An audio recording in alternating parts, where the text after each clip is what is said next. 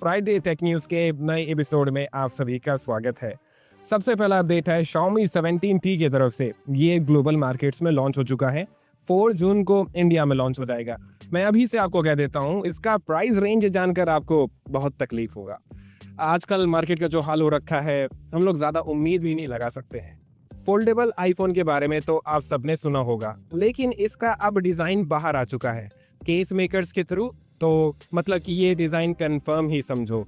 Comment में बताओ आपको ये फोल्डेबल फ़ोन देखने में कैसा लग रहा है। देखो, मैं जानता हूँ हम सब लोग फोल्डेबल फ़ोन से नहीं लेना चाहते हैं, या फिर हम लोग अफोर्ड नहीं कर सकते, या फिर पैसा होगा तब भी हम लोग नहीं लेंगे क्योंकि वो टेक्नोलॉजी इतनी स्टेबल नहीं है। लेकिन फिर भी एप्पल का फोल्डेबल फ़ोन है, हम लोग सब लॉन्च इवेंट देखेंगे, तो हमारे अंदर उत्सुकता तो रहती है फ़ोन कैसा दिखाई देगा। मीडियाटेक ने 2 नए प्रोसेसर्स को अनाउंस किया है, Dimensity 7500 और Dimensity 8550।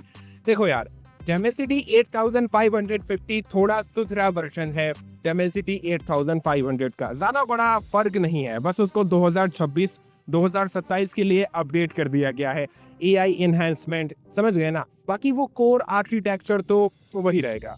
सेम थिंग Dimensity 7500 के साथ भी हुआ है। ज़्यादा बड़ा फर्क नहीं है, उल्टा वो 4 नैनोमीटर के फैब्रिकेशन प्रोसेस पे है। मुझे लगा था एटलीस्ट मीडियाटेक यहाँ पर UFS 4.1 UFS 4.0 का स्टोरेज सपोर्ट दे देगा, बट वही घिसी पिटी चीज़ें हैं। बस मैं ये कहना चाहता हूँ, इन दोनों प्रोसेसर्स के साथ बहुत सारे और मीडियोकर फोन्स आएंगे, समझ गए। असली जो अपग्रेड होगा हमें आगे मीडियाटेक के प्रोसेसर्स में देखने को मिलेगा। 7600 हो गया, और Dimensity 8600 सबसे बड़ा अपग्रेड होगा। वो तो 3 नैनोमीटर के फैब्रिकेशन प्रोसेस पे होगा। Oppo Reno 16, Oppo Reno 16 Pro, ये दोनों स्मार्टफोन्स चाइना में लॉन्च हो चुके हैं। कमेंट सेक्शन में अपने रिएक्शंस और ओपिनियंस मुझे बताओ। Oppo Reno 16 का इंडिया में प्राइस होगा 50,000 रुपये। अगर मार्केट का हाल ध्यान में रखकर कहें तो 55,000 हो जाए तो हैरान मत हो जाना। Oppo Reno 16 Pro 70,000 रुपये के आसपास। आजकल स्मार्टफोन्स के प्राइजेस बहुत ज़्यादा ऊपर जा रहे हैं। मेरे दोस्त, मेरे भाई, अगर आप Xiaomi, Redmi, Poco के स्मार्टफोन्स यूज़ कर रहे हो तो आप सबके लिए बहुत बड़ा अपडेट आने वाला है HyperOS 4 का Android 17 के साथ। और यार, इस बारी HyperOS का जो ये वाला वेरिएंट है, इसमें काफ़ी अच्छे अपग्रेड्स हुए हैं और बहुत सारी चीज़ों को सुधारा गया है। रूमर्स तो ऐसे भी हैं HyperOS को लेकर, जो लोगों के स्टीरियोटाइप्स हैं उनको ये वर्जन बदल देगा। मतलब कि Xiaomi ने बहुत मेहनत किया है। वैसे Xiaomi से याद आया, Xiaomi काफ़ी कमाल काम करता है, उसका टेक्नोलॉजी का स्टाइल काफ़ी निराला है। Samsung Galaxy S26 Ultra में हमें प्राइवेसी डिस्प्ले फीचर मिलता है ना, लेकिन वो हार्डवेयर लेवल पे Samsung ने मेहनत किया है, तब जाकर वो फीचर मिला है हम सबको। लेकिन Xiaomi भी प्राइवेसी डिस्प्ले के ऊपर काम कर रहा है, लेकिन वो फीचर सॉफ्टवेयर के साथ आएगा, मतलब सॉफ्टवेयर बेस्ड होगा, मतलब कि वो और बेहतर होगा S26 Ultra के कंपैरिजन में। S26 Ultra में काफ़ी सेक्रीफाइस करना पड़ा सैमसंग को प्राइवेसी डिस्प्ले फीचर देने की वजह से, उसकी क्वालिटी गिरी है। अगर आपको नहीं पता है तो S25 Ultra का डिस्प्ले बेहतर है S26 Ultra के डिस्प्ले से, जस्ट बिकॉज उसमें प्राइवेसी डिस्प्ले फीचर नहीं है हार्डवेयर लेवल पे। लेकिन Xiaomi ये सोल्यूशन निकालेगा, सॉफ्टवेयर के थ्रू ही प्राइवेसी डिस्प्ले फीचर मिल जाएगा। स्मार्टफोन्स के प्राइस तो हाइक हो ही रहे हैं, लेकिन साथ में स्मार्ट टीवी के भी प्राइजेस इंक्रीज हो रहे हैं। धीरे धीरे सभी ब्रांड्स अपने स्मार्ट टीवी के प्राइस इंक्रीज कर रहे हैं। कुछ स्टार्टिंग में Xiaomi है, Xiaomi अपने कई सारे स्मार्ट टीवीज़ के प्राइजेस को इंक्रीज कर दिया है। फिर TCL आएगा, एंड और भी बहुत सारे ब्रांड्स हैं जो ये सोच रहे हैं। तो यार, अगर आप स्मार्ट टीवी लेने का सोच रहे थे, ले लो, इंतज़ार मत करो। Vivo Y600 Turbo, ये फ़ोन चाइना में लॉन्च हो चुका है। सच कहूँ तो दोस्त, ये एकदम परफेक्ट फ़ोन रहेगा इंडिया में Vivo T5 पावर बनने के लिए। इसको इंडिया में आना चाहिए। इस फ़ोन की रिगार्डिंग जैसे नई इन्फॉर्मेशन आएंगे मैं आपको बताऊंगा। Samsung Galaxy S26 Fan Edition, अगर आप इस फ़ोन के इंतज़ार में हो तो ये रहे सारे एलिजिड स्पेसिफिकेशंस और लॉन्च टाइमलाइन। ये फ़ोन बहुत ही जल्द तो लॉन्च नहीं होगा, लेकिन ज़्यादा दूर भी नहीं है। इसका डिज़ाइन पता चल गया है कैसा होगा, जैसे Samsung Galaxy S26 का था वैसा ही डिज़ाइन होगा। केस मेकर्स के थ्रू पता चल चुका है फ़ोन कैसा दिखाई देगा। कमेंट में मुझे बताओ क्या आप इस फोन के इंतजार में हो। OnePlus 16 इसके फिर से नए एलिजिट स्पेसिफिकेशंस आए हैं। अभी तक जितने इन्फॉर्मेशन आए हैं उन सबको समराइज करके आपको दिखा देता हूँ, देख लो मेरे भाई। और डिज़ाइन अभी कंफर्म नहीं हुआ है, सब लोग अंदाज़ा लगा रहे हैं। वैसे भी OnePlus का जो डिज़ाइन स्टाइल है इस साल वो ज़्यादा बड़े चेंजेस नहीं करेगा डिज़ाइन में। वैसे ही आपको डिज़ाइन कुछ कुछ देखने को मिलेगा OnePlus 15 में जैसा डिज़ाइन था।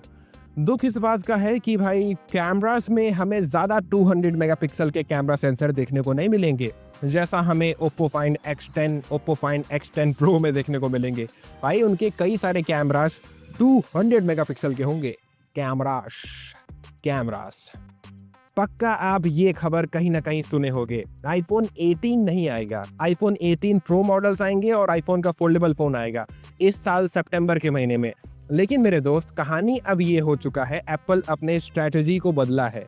मतलब कि iPhone 18 आएगा, iPhone 18, iPhone 18e ये दोनों iPhones आएंगे, लेकिन 2027 के Q1 में जनवरी फरवरी मार्च में इवेंट होगा, उसमें इन दोनों आईफोन्स को एप्पल लॉन्च करेगा। लेकिन इस साल 2026 के सितंबर के महीने में वो केवल प्रो मॉडल्स और फोल्डेबल वर्जन को लॉन्च करेगा। तो यार निराश मत हो, iPhone 18 आएगा, लेकिन याद रखना ज़्यादा बड़े अपग्रेड्स नहीं होंगे। बहुत हद तक वैसी ही चीज़ें आपको मिलेंगी iPhone 17 की तरह। Oppo Pad 6, Oppo Pad Air 5 ये दो टैब भी लॉन्च हो गए थे चाइना में, और किस्मत अच्छी रही तो इनमें से कोई एक टैब OnePlus की ब्रांडिंग के अंदर में इंडिया में आ जाएगा। वैसे Realme भी कतार पे है, वो भी रीब्रांड कर सकता है। मेरे को मिनी टैब चाहिए। वैसे मिनी टैब से याद आया, रूमर्स ऐसे हैं OnePlus का एक मिनी टैब इंडिया में आएगा। अब वो कौन सा टैब होगा ये नहीं पता, मिड रेंज स्पेसिफिकेशंस के साथ आएगा कि फ्लैगशिप स्पेसिफिकेशंस के साथ, एज ऑफ नाउ नहीं पता है, लेकिन वो आएगा। किस्मत अच्छी रही तो जून के महीने में देखने को मिल सकता है।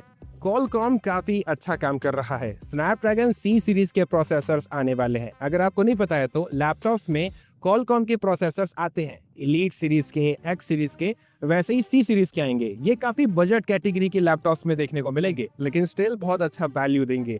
25,000, 30,000 ये सब मैकबुक नियो का कमाल है। इसीलिए हमें इतने अच्छे बजट कैटेगरी के लैपटॉप देखने को मिलेंगे। हर महीने Realme कुछ ना कुछ अपने फ़ोन्स को लॉन्च करता ही रहता है, रुकने को तैयार नहीं है। और यार ये 5 नंबर को क्यों नहीं यूज़ कर रहे हैं? बार बार Realme P4 जैसे कि P4R आ रहा है, P4S आएगा, सब मीडियोकर स्पेसिफिकेशंस प्रोवाइड करेंगे एकदम हाई फाई प्राइस पे। अब तो 30,000 रुपये में भाई मीडियोकर स्पेसिफिकेशंस वाले फ़ोन मिलने लग गए हैं। Realme 16T को ही देख लो, Vivo S60, Vivo S60 Vitality Edition, ये दोनों स्मार्टफोन्स चाइना में लॉन्च हो चुके हैं। इंडिया में Vivo V80, Vivo V80 Elite इन्हीं नाम से लॉन्च हो जाएंगे। मॉनिकर्स कंफर्म समझो, और लॉन्च टाइमलाइन वही जुलाई के आसपास तक मान के चलो। जैसे लॉन्च टाइमलाइन क्लियर होगा मैं आपको बताऊंगा। लेकिन दिल में ये खुशी है, Vivo V80 सीरीज बेहतर है Oppo Reno 16 सीरीज से। एटलीस्ट यहाँ पर स्पेसिफिकेशंस काफ़ी अच्छे हैं, जैसे कि अल्ट्रासोनिक फिंगरप्रिंट स्कैनर है, UFS 4.1 का स्टोरेज सपोर्ट है। Motorola Edge 70 Pro Plus ये स्मार्टफोन 4 जून को इंडिया में लॉन्च हो रहा है। इस फोन के सारे एलिजिट स्पेसिफिकेशंस, प्राइस रेंज आपको दिखा दूंगा। आज बस इतने ही न्यूज़ आए थे, जो पता चला मैंने बता दिया। वीडियो अच्छा लगा तो लाइक करना, चैनल को सब्सक्राइब करना। हमेशा अपना ख्याल रखो, खुश रहो। जय हिंद, जय भारत।